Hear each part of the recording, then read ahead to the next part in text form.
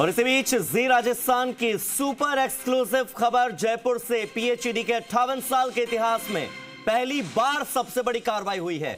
जल जीवन मिशन घोटाले में एक साथ 150 से ज्यादा इंजीनियर्स को नोटिस दिया गया है। यह अब तक का सबसे बड़ा एक्शन, अब तक की सबसे बड़ी कार्रवाई है। बिना काम के 55 करोड़ के एडवांस पेमेंट पर महकमे में बड़ा एक्शन हुआ और बड़ी कार्रवाई हुई है।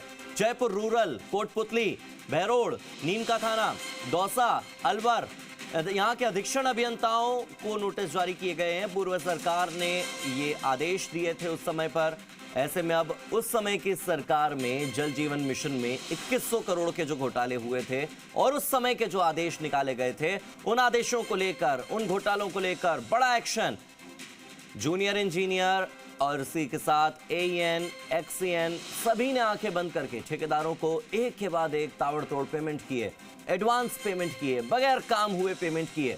और अब करीब 15 एक्सीएन, 40 एईएन और 50 जेईएन को नोटिस मिला है। संतोषजनक जवाब नहीं देने वाले इंजीनियर्स को चार्जशीट भी थमाई जाएगी। यह अब तक के इतिहास में सबसे बड़ा एक्शन, सबसे बड़ी कार्रवाई। और जी राजस्थान की सुपर एक्सक्लूसिव खबर आपकी टीवी स्क्रीन पर। और इस खबर को डिटेल में समझाने के लिए, आसान भाषा में आपको समझाने के लिए मेरे सहयोगी आशीष मेरे साथ जुड़ गए। आशीष, 58 सालों के इतिहास में पीएचईडी का अब तक का सबसे बड़ा एक्शन, 150 इंजीनियर्स रडार पर। बिल्कुल, एक साथ 150 इंजीनियर से ज्यादा को नोटिस यहाँ पर मिले हैं जल जीवन मिशन घोटाले में। और इस घोटाले में एडवांस पेमेंट जो किया है वो इंजीनियर्स ने ठेकेदारों को किया है। जो श्री श्याम और गणपति ट्यूबवेल फर्म है, इन्हें एडवांस पेमेंट किया है। इसके लिए नोटिस बकायदा जारी किए गए हैं। और ये माना जा रहा है कि जलदाय विभाग के इतिहास की अब तक की सबसे बड़ी कार्रवाई ये हुई है। और 58 सालों में पहली बार इतने सारे इंजीनियर्स को नोटिस थमाया गया है। और ये भी माना जा रहा है कि न केवल जलदाय विभाग बल्कि दूसरे विभागों में भी इससे पहले इतनी बड़ी कार्रवाई नहीं हुई जो अब होने जा रही है। नोटिस थमाकर उनसे जवाब मांगा गया है और जवाब संतोषप्रद नहीं होने पर उन्हें चार्जशीट थमाएगी। देखिए, जल जीवन मिशन पहले ही सुर्खियों में बना हुआ है।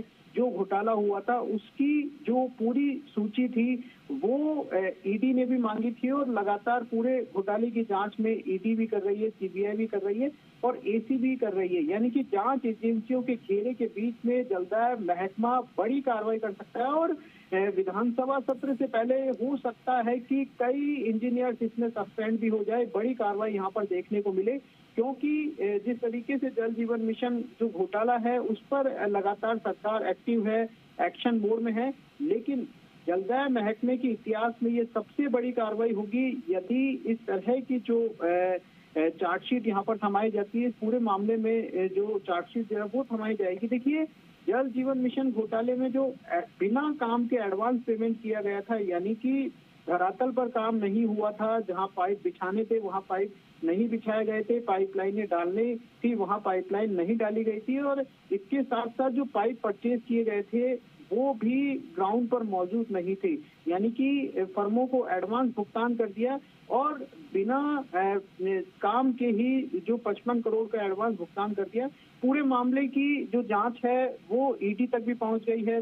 तमाम जो दस्तावेज है वो ईडी तक भी पहुंच गए। यानी आने वाले दिनों में इंजीनियर्स की मुश्किलें बढ़ सकती है और संभवतः राजस्थान के इतिहास में ये सबसे बड़ी कार्रवाई हो सकती है।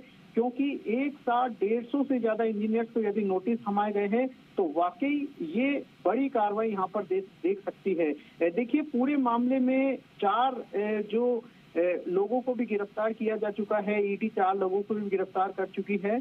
और इसके साथ साथ जिसमें पदमचंद को हाल ही में जमानत मिली थी और इसके साथ साथ जो संजय बड़ाया है या फिर उसका जो बेटा है उसको भी जो यहाँ पर बेल जो है वो मिल चुकी है। यानी कि पूरे मामले में ईडी के साथ साथ सीबीआई भी जो जांच पड़ताल कर रही है। और इसके अलावा एसीबी में भी मुकदमा दर्ज हो गया है 12 अधिकारियों के खिलाफ। यानी आने वाले दिनों में चारों तरफ से इंजीनियर्स पर शिकंजा कसा जा सकता है और ये इतिहास की सबसे बड़ी कार्रवाई हो सकती है। क्योंकि जिस तरीके से 150 से ज्यादा इंजीनियर्स को नोटिस थमाए गए हैं तो इशारा यही है कि घोटालेबाजों को सरकार बख्शेगी नहीं, भ्रष्टाचार करने वाले इंजीनियर्स को सरकार पूरी तरीके से कार्रवाई करेगी और जल्द ही इन पर गाज भी गिर सकती है। जी, मगर इस सब के बीच बड़ी बात आशीष ये भी है ना कि छोटी मछलियों को पकड़ के आपको हासिल क्या होगा? बड़े मगरमच्छ तक आप पहुंच पाएंगे, नहीं पहुंच पाएंगे?